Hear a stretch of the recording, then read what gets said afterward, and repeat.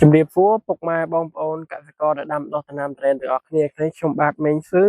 មកចង់បង្ហាញអំពីការថែទាំកូនត្រេនដើម្បីឲ្យត្រេនយើងបានល្អលូតលាស់ធំហើយដើមក៏រីកធំលឿនដែរហើយសម្រាប់ត្រេននេះនៅខាងភូមិដូងត្រេនហ្នឹងមានអាយុទៅតែមួយឆ្នាំទេបងប្អូនតែជាក់ស្ដែងគឺលោតផុតក្បាលបាត់ហើយតាមការថែទាំបបុផាយើងសុទ្ធហ្មងហើយរបៀបនៃការថែទាំសម្រាប់លើត្រួយ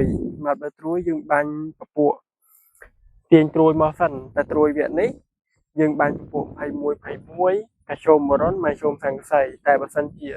ត្រួយវគ្គបែបនេះវិញបងប្អូនដើម្បីចង់ឲ្យចេញត្រួយវគ្គនេះបែបនេះយើងបាញ់ពពួកអាស៊ូតខ្ពស់មានថាពួកខ្សែ10ពួកសារ៉ាយសមុទ្រស៊ីវីតអាមីណូឬមួយក៏តូនិកស៊ីវីតអាមីណូហើយនិងខ្សែសារ៉ាយសមុទ្រហ្នឹងបងប្អូនអាចឆ្លាស់គ្នាបានហើយសម្រាប់ត្រេនយើងដាក់ជីមួយខែម្ដងសម្រាប់កូនត្រេនបែបនេះយើងដាក់ត្រឹមតែ2ខាំទៅ3ខាំអីទេហើយបើយើងចង់ឲ្យត្រេនយើងមានសុខភាពល្អមានកម្លាំងបងប្អូនអាចមើលបានដើមរឹងមាំយើងអាចប្រើ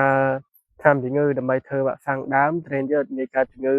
ផៃថប់តារាលួយគល់លឿងលឹកអីទេហើយឈុតព្យាបាលជំងឺរបស់យើងគឺមានដុកទ័រលុយមីញ៉ូមឬមួយក៏បុផាមេតាឡាក់ស៊ីហើយយើងលាយជាមួយហុយមិចហើយនឹង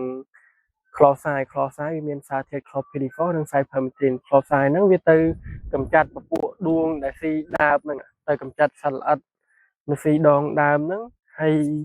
បងប្អូនអាចមើលតាមជាក់ស្ដែងបានហើយសម្រាប់ត្រេនគាត់គឺស្លឹកចេញមកស្អាតមិនមែនមានតែមួយដើមហ្នឹងទេគឺទាំងអស់ហ្មងបងប្អូនអាចមើលតាមដានទស្សនាបានហើយសម្រាប់បងប្អូនដែលដាំដុះដំណាំត្រេនថ្មីចង់បានបច្ចេកទេសថែទាំកូនត្រេនឲ្យត្រេនយើងល្អបងប្អូនអាចតាក់ទងមកបានសម្រាប់ប្រឹក្សាបច្ចេកទេសយើងអត់មានគិតលុយកាក់អីទេបងប្អូនបាទសូមអរគុណសម្រាប់បងប្អូនមានចម្ងល់អីអាចតាក់ទងមកបានបងប្អូនបាទ